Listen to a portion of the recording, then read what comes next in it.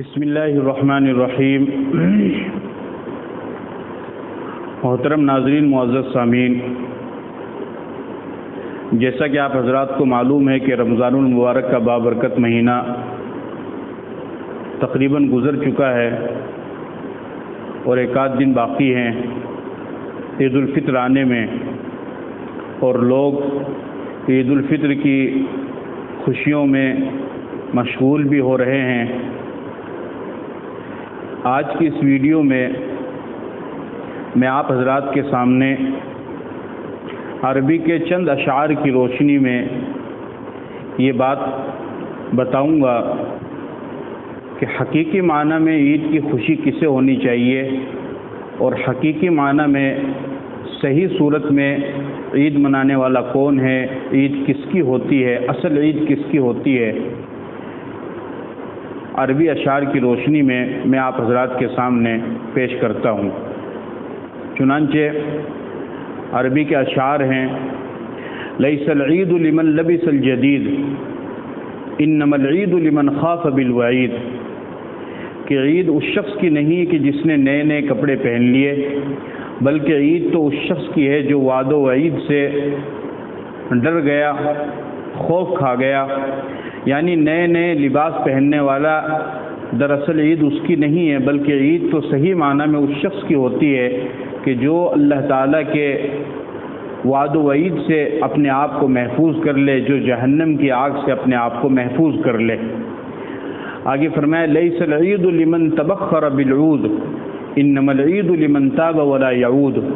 کہ عید اس شخص کی نہیں ہے کہ جس نے عمدہ خوشبو استعمال کر لی، بہترین اعلیٰ قسم کی کا عطر اور خوشبو عید کے دن اس نے استعمال کر لی، بلکہ صحیح معنی میں عید تو اس شخص کی ہے کہ جس نے توبہ کر لی اور پھر وہ اپنی توبہ پر قائم رہا، یعنی دوبارہ پھر وہ گناہ کی طرف پلٹ کر نہیں گیا، اور دوبارہ پھر غلطی سے اگر اس سے گناہ ہو گیا تو پھر اس نے توبہ کر لی اور وہ توبہ پر قائم رہا۔ کیونکہ اللہ تعالیٰ نے انسان کے اندر خیر اور شر دونوں کا مادہ رکھا ہے۔ انسان اچھائی بھی کر سکتا ہے، برائی بھی کر سکتا ہے، نیکی بھی کر سکتا ہے، گناہ بھی کر سکتا ہے۔ دونوں کیپیسٹی، دونوں استطاعت، دونوں طاقت، دونوں صلاحیت اللہ تعالیٰ نے انسان میں رکھی ہے۔ اب اگر انسان سے بطور خاص ایک مسلمان سے بتقاضائے بشریت جیسے اگر اس سے کوئی غلطی ہو جائے، اس سے کوئی گناہ ہو جائے، تو اس کا یہ فرض بنتا ہے کہ وہ فوراً اپنے گناہ پر اللہ تعالیٰ سے معافی طلب کرے، اور خود اللہ تعالیٰ نے ہمیں اس کی تعلیم دی ہے۔ قرآن کریم میں سورۃ البقرہ کے آخری آیت میں اللہ تعالیٰ فرماتے ہیں: ربنا لا تؤاخذنا ان نسینا او اخطأنا، کہ اے میرے بندو تم مجھ سے یوں دعا مانگو کہ اے ہمارے رب، اگر ہم سے کوئی بھول ہو جائے یا ہم سے کوئی غلطی ہو جائے تو اس پر ہمارا مواخذہ نہ کرنا۔ تو بھول یا غلطی ہونے پر مواخذہ اللہ تعالیٰ اس وقت نہیں فرمائیں گے کہ جب ہم اس غلطی پر اللہ تعالیٰ سے معافی مانگ لیں گے۔ اور اس طریقے سے توبہ کے بے شمار فوائد قرآن و حدیث میں آئے ہیں۔ چنانچہ قرآن کریم میں سورہ نور آیت نمبر 31 میں اللہ تعالیٰ فرماتے ہیں: توبوا الی اللہ جمیعا ایھا المؤمنون لعلکم تفلحون، کہ تمام کے تمام لوگ مل کر کے اللہ سے توبہ کرو تاکہ تم کامیاب ہو جاؤ۔ ایمان والوں کو اللہ تعالیٰ نے توبہ کرنے کا حکم دیا۔ اسی طریقے سے سورہ نوح آیت نمبر 10، 11 اور 12 اس میں اللہ تعالیٰ فرماتے ہیں: استغفروا ربکم انہ کان غفارا۔ توبہ کے، استغفار کے اللہ تعالیٰ نے فوائد بیان فرمائے ہیں۔ فرمایا کہ تم اپنے رب سے مغفرت طلب کرو، گناہوں سے توبہ کرو، اس کا انہ کان غفارا، وہ گناہوں کو معاف کرنے والا ہے، گناہوں کی مغفرت کرنے والا ہے۔ اس کا فائدہ کیا ہوگا؟ فرمایا جب تم توبہ کرو گے یرسل السماء علیکم مدرارا، اللہ تعالیٰ تمہارے اوپر آسمان سے بارش برسائے گا۔ جب آسمان سے بارش ہوگی تو زمین پر فصلیں اگے گی، جب فصلیں اگے گی تو تمہارے لیے روٹی روزی کا انتظام ہوگا۔ آگے فرمایا وَيُمْدِدْكُمْ بِأَمْوَالٍ وَبَنِينَ وَيَجْعَلْ لَكُمْ جَنَّاتٍ وَيَجْعَلْ لَكُمْ أَنْهَارًا، جب تم توبہ کرو گے تو توبہ کی برکت سے اللہ تعالیٰ مال کے ذریعے سے تمہاری امداد کریں گے، یعنی تمہارے مال میں اضافہ فرمائیں گے، تمہاری روزی میں برکت دیں گے، اور تمہیں اولاد عطا فرمائیں گے، اور تمہارے لیے نہریں بنائیں گے۔ یہ توبہ کے فائدے اللہ تعالیٰ نے قرآن کریم میں بیان فرمائے ہیں۔ اور حدیث پاک کے اندر اللہ کے نبی صلی اللہ علیہ وسلم نے بھی توبہ کی بہت زیادہ تاکید فرمائی ہے۔ چنانچہ مشکات شریف کی روایت ہے، حضرت عبداللہ بن مسعود رضی اللہ تعالیٰ عنہ فرماتے ہیں کہ رسول اللہ صلی اللہ علیہ وسلم نے ارشاد فرمایا التائب من الذنب کمن لا ذنب لہ، کہ گناہ سے توبہ کرنے والا ایسا ہے کہ جیسا گویا کہ اس نے گناہ کیا ہی نہیں۔ انسان سے جب گناہ ہو جائے، کوئی غلطی ہو جائے اور پھر وہ اللہ تعالیٰ سے توبہ کر لیتا ہے سچے دل سے، تو اللہ تعالیٰ اس کو معاف فرما دیتے ہیں، اور گناہ سے توبہ کرنے والا ایسا ہو جاتا ہے گویا کہ اس نے گناہ کیا ہی نہیں۔ اسی طریقے سے اللہ کے نبی صلی اللہ علیہ وسلم نے ایک حدیث پاک کے اندر ارشاد فرمایا، ترمذی شریف کی روایت ہے، انس رضی اللہ تعالیٰ عنہ فرماتے ہیں کہ آپ صلی اللہ علیہ وسلم نے ارشاد فرمایا کل ابن آدم خطاء، کہ ہر ابن آدم، ہر بنی آدم سے، ہر آدم کی اولاد سے، ہر انسان سے غلطی ہوتی ہے، وخیر الخطائین التوابون، لیکن بہترین غلطی کرنے والے وہ ہیں جو توبہ کرنے والے ہیں۔ یعنی انسان سے توبہ ہو جائے اور گناہ ہو جائے، اور گناہ ہونے کے بعد وہ فوراً توبہ کر لے، تو اللہ تعالیٰ ایسے توبہ کرنے والے کو کی توبہ کو قبول بھی فرماتے ہیں، اور ایسے بندے کو اللہ تعالیٰ پسند بھی فرماتے ہیں۔ اور آپ توبہ کا اندازہ اس بات سے لگائیے کہ خود پاک پیغمبر معصوم رسول جناب محمد الرسول اللہ صلی اللہ علیہ وسلم جو گناہ کرتے نہیں، ان کے دل میں گناہ کا خیال تک بھی نہیں گزرتا ہے، ان کا خود کا کیا معمول تھا۔ چنانچہ بخاری شریف کی روایت ہے، حضرت ابو ہریرہ رضی اللہ تعالیٰ عنہ فرماتے ہیں کہ رسول اللہ صلی اللہ علیہ وسلم نے ارشاد فرمایا واللہ انی لاستغفر اللہ واتوب الیہ فی اليوم اکثر من 70 مرۃ، فرمایا خدا کی قسم میں اللہ تعالیٰ سے مغفرت طلب کرتا ہوں، اور میں اللہ تعالیٰ سے ایک دن میں 70 مرتبہ سے زیادہ توبہ استغفار کرتا ہوں۔ تو معصوم پیغمبر نبی مرسل کہ جو گناہوں سے بالکل پاک صاف ہے، جب وہ اس طریقے سے ایک دن میں 70 مرتبہ بلکہ اس سے بھی زیادہ سے تو مرتبہ توبہ استغفار کر رہے ہیں، تو پھر ہم امتی، ہم مسلمان گنہگار، ہمارا کتنا زیادہ فرض بنتا ہے کہ ہم بھی اللہ تعالیٰ سے توبہ کریں۔ اپنے گناہوں کی توبہ کرنے والے انسان کو اللہ تعالیٰ پسند فرماتے ہیں، اور صرف اپنے ہی لیے نہیں بلکہ اپنے مرحومین جتنے لوگ دنیا سے جا چکے ہیں ان تمام کے لیے بھی توبہ کرے، دعا کرے۔ جب ہم ان کے لیے بھی مغفرت کی دعا کریں گے تو ہماری دعا کی برکت سے ان کو بھی فائدہ ہوگا۔ جیسا کہ مشکات شریف کتاب الدعوات میں حضرت ابو ہریرہ رضی اللہ تعالیٰ عنہ فرماتے ہیں کہ رسول اللہ صلی اللہ علیہ وسلم نے ارشاد فرمایا ان اللہ عز وجل لا يرفع الدرجة للعبد الصالح فی الجنة، کہ اللہ تعالیٰ ایک نیک بندے کے لیے جنت میں اس کا درجہ بلند کرتے رہتے ہیں، اس کو بلند مقام پر جنت میں پہنچاتے رہتے ہیں۔ فیقول یا رب انا لی ہذہ،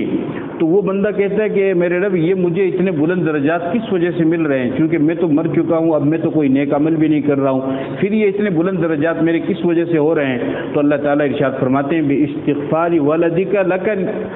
ولدک لک، کہ تیرے اولاد کے تیرے لیے استغفار کرنے کی وجہ سے، یعنی جب مرحوم کے لیے جس کا انتقال ہو گیا اس کے لیے اس کی اولاد دعا کرتی ہے تو اللہ تعالیٰ اس کی دعا کی برکت سے، اس کی مغفرت کی دعا کی برکت سے اللہ تعالیٰ اس مرحوم کے لیے، اس میت کے لیے اس کے درجات کو جنت میں بلند فرماتے رہتے ہیں۔ اس وجہ سے ہمیں چاہیے کہ ہم خود بھی توبہ کریں اپنے گناہوں سے، اور اپنے مرحومین جتنے لوگ دنیا سے جا چکے ہیں ان تمام کے لیے بھی ہم مغفرت کی دعا کریں۔ اس مشکات شریف کی روایت ہے، ابن عباس رضی اللہ تعالیٰ عنہ فرماتے ہیں رسول اللہ صلی اللہ علیہ وسلم نے ارشاد فرمایا من لزم الاستغفار، کہ جس نے استغفار کو، توبہ کی کثرت کو مضبوطی کے ساتھ پکڑ لیا، جعل اللہ له من كل ضیق مخرجا، اللہ تعالیٰ اسے ہر تنگی سے باہر فرما دیں گے، ومن كل هم فرجا، اور ہر غم سے اللہ تعالیٰ اسے آزادی عطا فرما دیں گے، اور فرمایا ورزقه من حيث لا يحتسب، اور توبہ استغفار کرنے والے کو اللہ تعالیٰ ایسی جگہ سے رزق عطا فرمائیں گے کہ جہاں سے اس کو وہم و گمان بھی نہیں ہوگا۔ تو توبہ استغفار کرنے کی بہت زیادہ فضیلت ہے،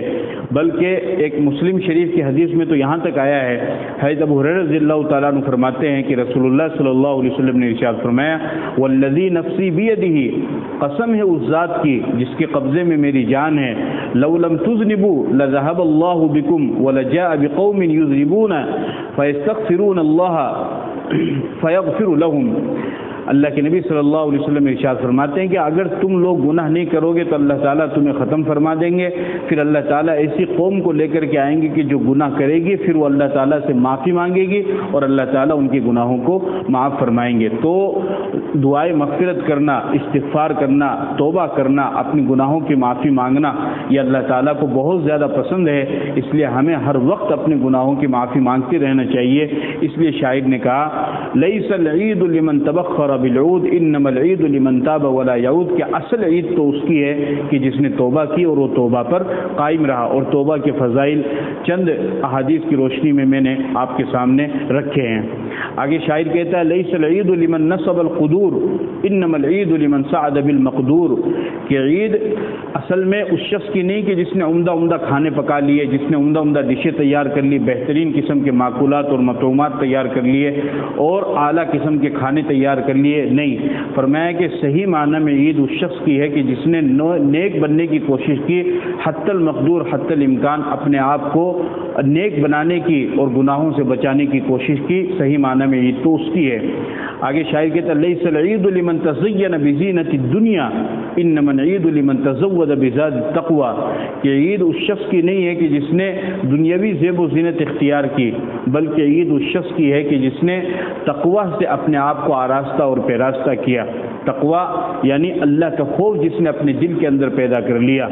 اور تقوی اس کے بہت زیادہ فوائد ہیں۔ قرآن کریم میں سورہ یونس آیت نمبر 62 میں اللہ تعالیٰ فرماتے ہیں الا ان اولیاء اللہ لا خوف علیہم ولا هم یحزنون، کہ اللہ کے ولی ان کو نہ کسی چیز کا خوف ہوگا نہ ان کو کسی چیز کا غم ہوگا، جو اللہ کے دوست ہوں گے۔ وہ کون ہے؟ فرمایا الذین آمنوا وکانوا یتقون،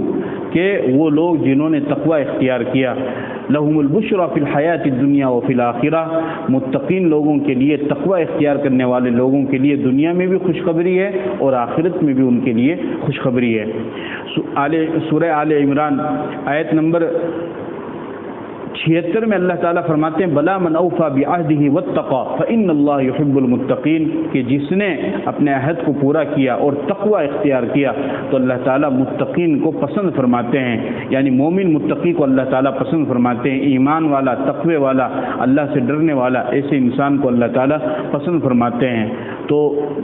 اصل عید اس شخص کی ہوتی ہے کہ جو تقوی اختیار کرنے والا ہو، تو ہمیں اس موقع پر تقوی اختیار کرنے کی نیت بھی کرنی چاہیے اور پھر اس کی کوشش بھی کرنی چاہیے، اور اپنے آپ کو جتنا ہو سکے زیادہ سے زیادہ گناہوں سے بچا کر کے وہ گناہوں بھری زندگی کو چھوڑ کر کے تقوی والی زندگی ہمیں اختیار کرنی چاہیے۔ آگے کہا لیس العید لمن رکب المطایا انما العید لمن ترک الخطایا، کہ عید اس شخص کی نہیں ہے کہ جس نے اعلیٰ قسم کی سواریوں پر سواری کر لی یا اعلیٰ قسم کی گاڑیوں پر وہ گھومنے لگا اور بہت ہی ہائی فائی گاڑیوں پر وہ گھومنے لگا، نہیں، بلکہ فرمایا عید تو اس شخص کی ہے کہ جس نے غلطی کو چھوڑ دیا، جس نے گناہوں کو چھوڑ دیا۔ آگے فرمایا لیس العید لمن بسط البساطہ، کہ عید اس شخص کی نہیں ہے کہ جس نے اعلیٰ قسم کے فرش بچھائے، جس نے اعلیٰ قسم کے بستر لگا لیے اور جس نے اعلیٰ قسم کے بستر لگائے، اس شخص کی اصل عید نہیں ہے، بلکہ فرمایا انما العید لمن جاوز الصراط، اصل عید تو اس شخص کی ہے کہ جو پل صراط سے گزر گیا، جو پل صراط سے گزر گیا۔ پل صراط کیا چیز ہے؟ الصراط هو جسر او طریق وضعه اللہ تعالی فوق نار جہنم، فرمایا کہ پل صراط وہ راستہ یا وہ پل ہے کہ جس کو اللہ تعالیٰ نے جہنم کے اوپر رکھا ہے اور جس کے اوپر سے ہر انسان کو گزرنا ہوگا۔ شیخنا المحترم، استاذنا المکرم حضرت مولانا مفتی سعید احمد صاحب پالنپوری رحمۃ اللہ علیہ نے اپنی مایہ ناز کتاب تحفۃ العلمی شرح ترمذی جلد 6 صفحہ 202 پر لکھا ہے، حضرت فرماتے ہیں کہ قیامت کا دن اس دنیا کا آخری دن ہے، پھر جب قیامت کے دن جنت اور جہنم کا فیصلہ ہو جائے گا تو پھر لوگوں کو اور جنت اور جہنم یہ دوسری دنیا میں جب فیصلہ ہو جائے گا تو لوگوں کو اس دنیا سے اس دوسری دنیا میں منتقل کرنے کے لیے ایک پل قائم کیا جائے گا. اس پل کے ذریعے سے لوگوں کو دوسری دنیا میں یعنی جنت اور جہنم والی دنیا میں منتقل کیا جائے گا. اسی پل کا نام پل صراط ہے اور وہ جہنم کے اوپر ہوگا اور جنتی اس میں سے پار لگا لیں گے, وہ گزر جائیں گے, اور جہنمی کو اور جو گنہگار لوگ ہوں گے ان کو آنکڑے اپنی طرف کھینچیں گے. یہ ہے پل صراط. اور حدیث پاک کے اندر بھی اس کی تشریح آئی ہے. قرآن کریم میں اللہ تعالیٰ نے ارشاد فرمایا, سورہ مریم آیت نمبر 71 میں اللہ تعالیٰ فرماتے وَإِن مِّنكُمْ إِلَّا وَارِدُهَا كَانَ عَلَى رَبِّكَ حَتْمًا مَقْضِيًّا, کہ تم میں سے ہر ایک کو پل صراط کے اوپر سے گزرنا ہوگا. یہ اللہ تعالیٰ کا حتمی فیصلہ ہے, ہر انسان کو پل صراط کے اوپر سے گزرنا ہوگا. اس کی تھوڑی سی تفصیل حدیث کی روشنی میں دیکھیے. بخاری شریف کتاب التوحید میں ہے, ابو سعید خدری رضی اللہ تعالیٰ عنہ کی ایک لمبی حدیث ہے. پھر جب یہاں پر پل صراط کا ذکر آیا ہے وہ حدیث میں آپ کو سناتا ہوں. وہ فرماتے ہیں ثم یؤتی بالجسر, یعنی اللہ کے نبی صلی اللہ علیہ وسلم نے ارشاد فرمایا کہ لوگوں کو پھر پل صراط پر لایا جائے گا. فیجعل بین ظہری جہنم, اور پل صراط کو جہنم کے دونوں کناروں پر یعنی کر دیا جائے گا. تو قلنا یا رسول اللہ وما الجسر, تو صحابہ نے سوال کیا کہ یا رسول اللہ جسر یہ پل صراط کیا چیز ہے؟ تو پھر آپ علیہ الصلوۃ والسلام نے پل صراط کے بارے میں جو بتلایا آپ سن کر کے حیران ہو جائیں گے اور بدن کے رونگٹے کھڑے ہو جائیں گے, بدن پر لرزہ اور کپکپی طاری ہو جائے گی. اور اللہ تعالیٰ سے ہم دعا کرتے ہیں کہ اللہ تعالیٰ ہمیں بآسانی اس پل صراط پر سے گزرنا نصیب فرمائے. جب صحابہ نے پوچھا وما الجسر, پل صراط کیا ہے؟ تو آپ علیہ السلام نے ارشاد فرمایا مدحضۃ مذلۃ, کہ وہ پھسلنے کی جگہ ہے, گرنے کی جگہ ہے. علیہ خطاطیف و کلالیب, اس پل صراط کے اوپر کانٹے ہیں اور آنکڑے ہیں. وحسکۃ مفلطحۃ, اور اس پر چھوٹے چھوٹے کانٹے ہیں. لہا شوکۃ عقیفاء, اور اس کے اوپر ٹیڑھے ٹیڑھے کانٹے ہیں. تکون بنسد, جیسا کہ نسد میں ہوتے ہیں. یقال لہ السعدان, اس کو سعدان کہا جاتا ہے. المؤمن علیہا کالطرف وکالبرق وکالریح, مومن اس کے اوپر سے فلک جھپکنے کی طرح اور بجلی کی طرح اور تیز رفتار ہوا کی طرح اس کے اوپر سے گزر جائے گا. وَكَأَجَاوِيدِ الْخَيْلِ, اور تیز رفتار گھوڑے, والرکاب, اور سواریوں کی طرح وہ گزر جائے گا. یعنی جو مومن ہوگا وہ تو پلک جھپکنے کی طرح اور تیزی کے ساتھ بجلی کی طرح تیز رفتار ہوا کے ساتھ تیز رفتار گھوڑے اور سواری کے ساتھ اس پل صراط پر سے گزر جائے گا. فناج مسلم, کوئی صحیح سالم اس پل صراط کو پار لگا دے گا. وناج مخدوش, اور کوئی خراش زدہ ہو کر کے, اس کو ہلکی پھلکی خراش آئے گی, وہ اس طریقے سے خراش زدہ ہو کر کے اس پل صراط کو پار لگا دے گا. ومخدوش فی نار جہنم, اور کوئی جہنم کی آگ سے جھلستا ہوا اس پل صراط کو پار لگا دے گا. یعنی نیکیاں جتنی زیادہ مضبوط ہوں گی اتنی ہی تیزی کے ساتھ میں گزر جائے گا, اور جتنی نیکیاں کم ہوگی تو اسی کے مطابق اس کو پریشانی ہوتی رہے گی, خراش زدہ ہو کر اسی طرح جھلستا ہوا وہ پل صراط کے اوپر سے پار لگا دے گا. آگے فرمایا حتی یمر آخرهم یصحب صحبا, یہاں تک کہ جو سب سے اخیر میں اس پل صراط پر سے گزرے گا تو وہ بھی گھسٹ کر کے اس پل صراط سے پار لگا دے گا. اور حضرت ابو سعید خدری رضی اللہ تعالیٰ عنہ کی یہ حدیث جہاں پر مسلم شریف میں ہے, تو مسلم شریف میں حضرت ابو سعید خدری آخر میں فرماتے ہیں ادق من الشعر واحد من السیف, یعنی پل صراط وہ بال سے زیادہ باریک ہوگا اور تلوار سے بھی زیادہ تیز دھاردار ہوگا. اس پل صراط پر سے گزر جانا, جو انسان گزر جائے سمجھیے کہ اصل عید تو اس کی ہے. اور بخاری شریف میں کتاب التوحید میں دوسری روایت میں نبی اکرم صلی اللہ علیہ وسلم نے ارشاد فرمایا فاکون انا وامتی اول من یجیزها, کہ میں اور میری امت سب سے پہلے اس پل صراط کو پار کرنے والے ہوں گے. تو اس لیے کہنے والے نے کہا کہ اصل عید تو اس شخص کی ہے کہ جو پل صراط سے پار لگا دے, جو پل صراط سے گزر جائے اور وہ پل صراط پر کٹ کر کے یا خراش زدہ ہو کر کے وہ جہنم میں نہ جائے بلکہ وہ پل صراط کو پار کر کے جنت میں چلا جائے. اللہ تعالیٰ سے دعا کریں کہ اللہ تعالیٰ ہم سب کو آسانی کے ساتھ پل صراط پر سے گزرنا نصیب فرمائے, اور اللہ تعالیٰ تمام ہی مسلمانوں کو پل صراط پر سے گزرنا نصیب فرمائے. یہ عربی اشعار تھے. ان اشعار کی روشنی میں نے آپ کو بتلایا کہ اصل عید کس کی ہوتی ہے. ہمیں اپنے آپ کا ان اشعار کی روشنی میں جائزہ لینا چاہیے, کیا ہم ان کاموں کو کر رہے ہیں یا نہیں کر رہے ہیں. اگر ہم جن کاموں کو نہیں کرنا چاہیے تھا ان کاموں کے اندر لگے ہوئے ہیں، اور جن کاموں کو کرنا چاہیے تھا ان کو ہم نے چھوڑ دیا ہے، تو ہمیں اپنے آپ کو بدلنا ہوگا، ہمیں اپنی نیتوں کو بدلنا ہوگا، ہمیں اپنے ارادوں کو بدلنا ہوگا، اور جو اصل عید جس کو عربی شاعر نے اپنے اشعار میں کہا ہے، یعنی تقوی اختیار کرنا، توبہ کرنا اور گناہوں کو چھوڑ دینا اور پل صراط پر سے گزر جانے کی دعا کرنا، کوشش کرنا، اس کے لیے نیک اعمال کرنا، جو اصل عید ہوتی ہے، ہمیں اس عارضی عید کے ساتھ میں اس اصل عید کی بھی تیاری کرنی چاہیے کہ جب ہم ان تمام اعمال کو کر لیں گے تو ہم صحیح معنی میں عید کرنے والے اور عید منانے والے ہوں گے۔ اللہ تعالیٰ ہم سب کو عمل کی توفیق عطا فرمائے۔ السلام علیکم ورحمۃ اللہ وبرکاتہ۔